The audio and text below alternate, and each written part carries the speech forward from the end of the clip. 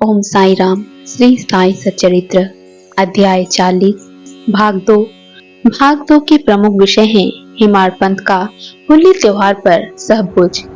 अब हम एक दूसरी कथा ले जिसमें बतलाया गया है कि बाबा ने किस प्रकार चित्र रूप में प्रकट होकर अपने भक्तों की इच्छा पूर्ण की।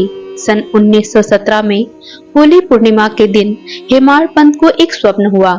बाबा उन्हें एक सन्यासी के वेश में दिखे और उन्होंने हिमाड़ पंथ को जगाकर कहा कि मैं आज दोपहर को तुम्हारे यहाँ भोजन करने आऊंगा। जागृत करना स्वप्न का ही एक भाग था, परंतु जब उसकी निद्रा सचमुच में भंग हुई तो उन्हें ना तो बाबा और ना ही कोई अन्य सन्यासी दिखाई दिया। वे अपनी स्मृति दौड़ाने लगे और अब उन्हें सन्यासी के प्रत्येक शब्द की स्मृति हो आई। यद्यपि वे बाबा के सानिध्य का लाभ गत 7 वर्षों से उठा रहे थे तथा उन्हीं का निरंतर ध्यान किया करते थे, परंतु यह कभी भी आशा न थी कि बाबा भी कभी उनके घर पधार कर उन्हें कृतार्थ करेंगे।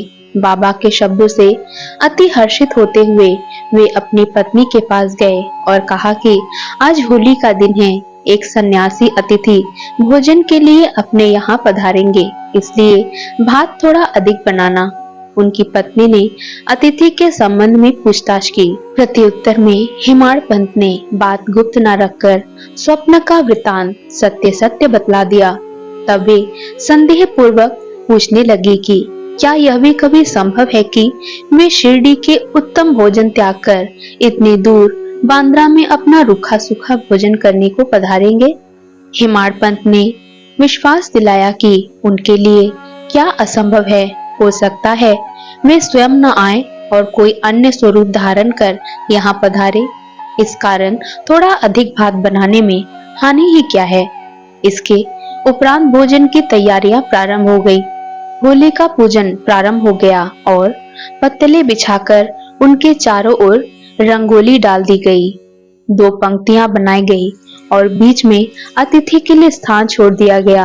घर के सभी कुटुंबी पुत्र, नाती, लड़कियां, दामाद इत्यादि ने अपना अपना स्थान ग्रहण कर लिया और भोजन परोसना भी प्रारंभ हो गया।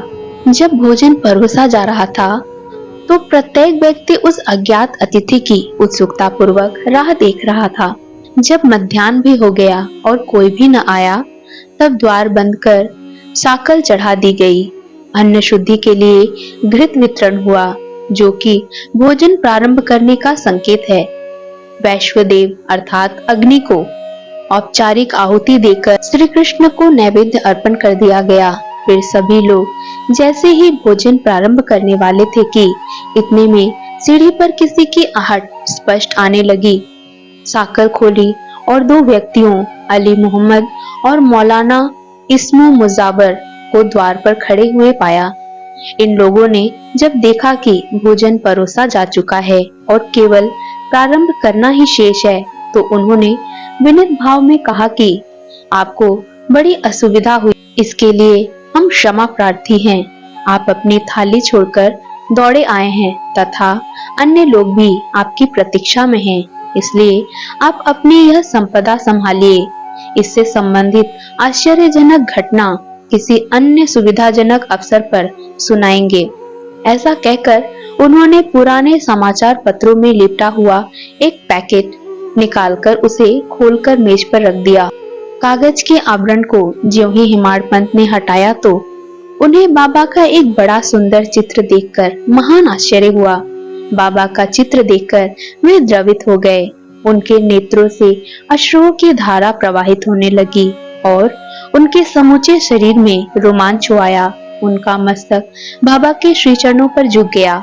वे सोचने लगे कि बाबा ने इस लीला के रूप में ही मुझे आशीर्वाद दिया है। कौतूहलवश उन्होंने अली मोहम्मद से प्रश्न किया कि बाबा का यह मनोहर चित्र आपको कहां से प्राप्त हुआ। उन्होंने बताया कि मैंने इसे एक दुकान से खरीदा था। इसका पूर्ण विवरण मैं किसी अन्य समय के लिए शेष रखता हूँ। कृपया आप अब भोजन कीजिए, क्योंकि सभी आपकी प्रतीक्षा कर रहे हैं। हिमाड़ पंथ ने उन्हें धन्यवाद देकर नमस्कार किया और भोजन गृह में आकर अतिथि के स्थान पर चित्र को मध्य में रखा तथा विधि पूर्वक नैवेद्य अर्पण किया। सब लोगों ने ठीक समय पर भोजन प्रारंभ कर दिया। चित्र में बाबा का सुंदर मनोहर रूप देखकर प्रत्येक व्यक्ति को प्रसन्नता हुई और इस घटना पर आश्चर्य भी हुआ कि वह सब कैसे घटित हुआ। इस प्रकार बाबा ने हेमाड़ पंत को स्वप्न में दिए अपने वचनों को पूर्ण किया।